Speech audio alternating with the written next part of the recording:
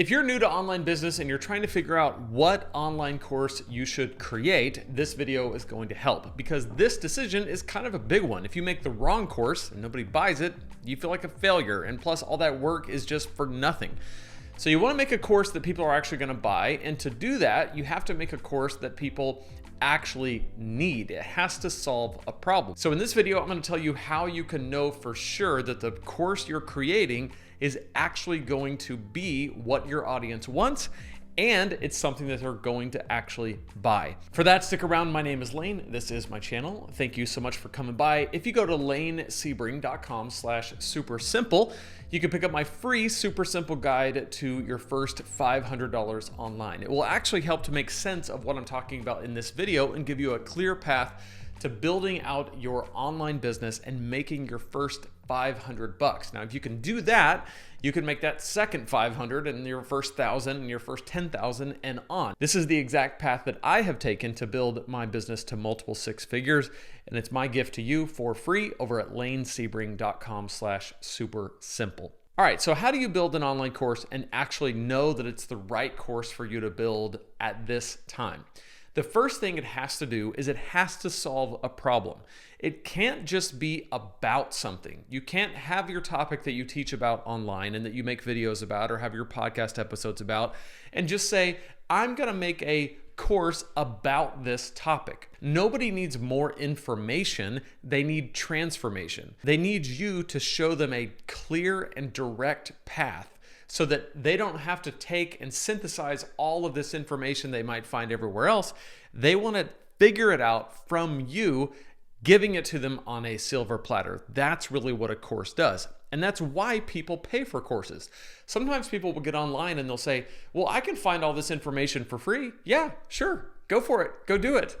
What courses are is aggregation. That's what makes them valuable. They synthesize and simplify all of the things that you could do to solve this problem or learn this skill, and they synthesize and simplify it and aggregate all of the best of that information into a clear step-by-step path. That's what makes a course valuable. And the shorthand way of saying that is that it solves a problem. So the first thing is you need to solve a problem. The second thing is that clear, direct path is actually measurable. And the way I like to think about this is I like to think of it in terms of an escape and arrival. So what are you helping people escape from? What are you helping them arrive to? And then what are the milestones along the way to get them there?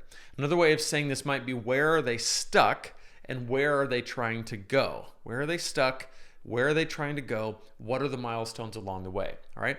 So if you're helping people escape from something and arrive at some better destination, and the milestones that you identify along the way that they need to know or do or learn to get there, those become the lessons in your course. Or if it's a longer, like flagship style course, those become the modules in your course that each have lessons underneath them. And so that builds out the framework for your course.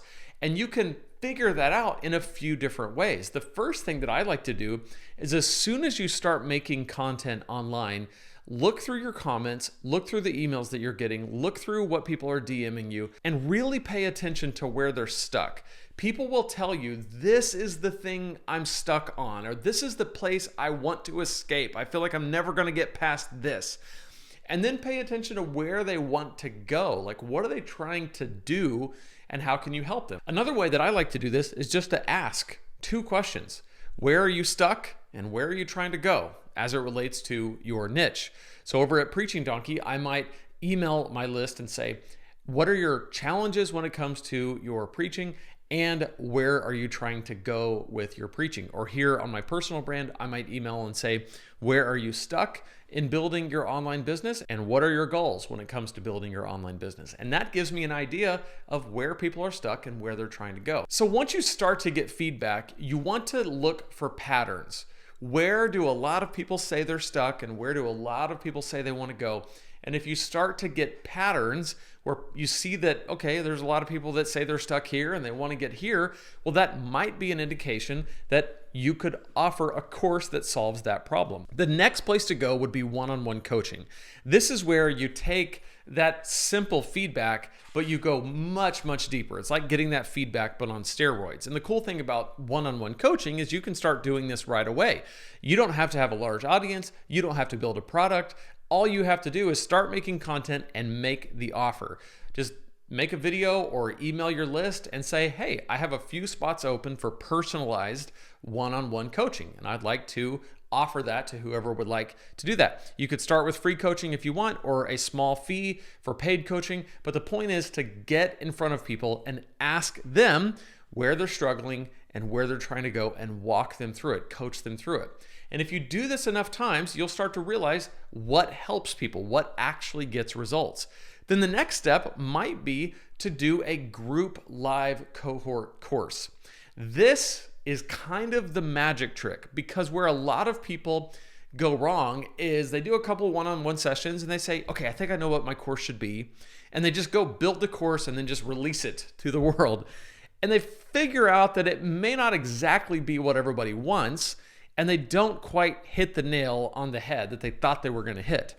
But the step that they missed would have solved that problem, and that is to do a live course with a small group. So I did a whole playlist about how to put this together, how to make it all work using Kajabi, how to promote it, how to price it. You can find that playlist right here. But in short, what you would do is you would put together the skeleton of what you think your course is going to be and get a small group of people to go through it with you over the course of a few weeks. I like 6 weeks. I think it's a great pacing, 1 session a week for 6 weeks. Be sure to include some live Q&A in those sessions. So you're teaching, you're doing some live Q&A, and it's once a week for 6 weeks. And you can throw in a community element if you want, and you can do all that on Kajabi. By the way, if you're not using Kajabi, you totally should. LaneSebring.com/Kajabi. I can get you a 30-day free trial and some other cool bonuses. Go check it out. But here's the thing that I love about live courses is you get real-time, immediate feedback from people who are asking you clarifying questions. Tell me more about this. Can you explain this a little further? And so what happens is you learn through those 6 weeks as you're walking through this material with those people, what works, what doesn't, what gets results, what doesn't. And then when it comes time to make your course, you take the best of what you did with those people and re-record those sessions to a proper self-paced digital course.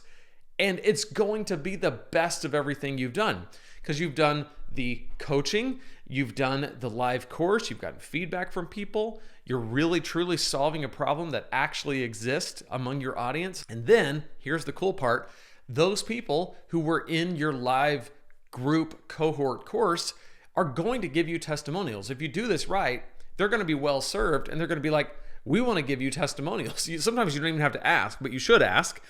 And so they'll give you testimonials and they'll talk about how amazing it was and the transformation that took place.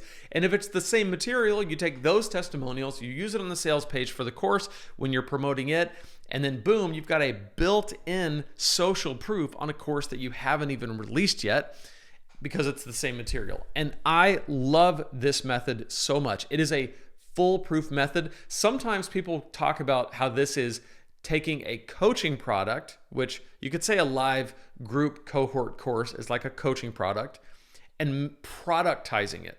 So you're productizing a coaching offer. So you normally coach people on this material, whether one-on-one or in a group, and now you're making it a product, or you're productizing it into a passive income product, a self-paced digital course that you can launch and then put into your evergreen funnel. Sounds pretty cool, right? I think so. So go do the steps. Start with asking yourself, what are the problems that you're going to solve? Where are people stuck? Where are they trying to go? Ask the questions so that people can give you the real feedback. Do some one-on-one coaching. Do a group live cohort course if you would like. Productize it and release it. And if you want to know how to build that live cohort style online course, check out this playlist right here, which I mentioned earlier, and you'll get a detailed step-by-step guide on how to do that. So click right there and I'll see you in that playlist.